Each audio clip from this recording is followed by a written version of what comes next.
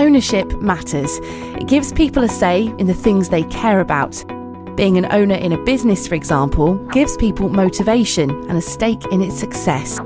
But over the last 30 years, the number of people who have control over the businesses that shape our lives has become smaller, not larger.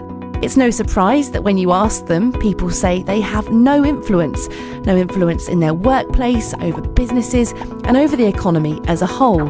Cooperatives, however, offer a solution. From the outside, they may look like any other business, but inside they are very different.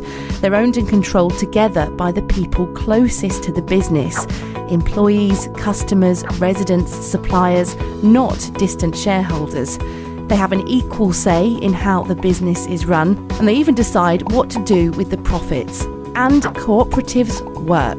There are nearly 7,000 independent co-ops in the UK. They're found in every sector, from high street retailers to farmer-controlled businesses, cooperative pubs and credit unions. Some of our most famous brands come from cooperatives, from champagne and parmesan to Lurpak butter and bird's eye peas.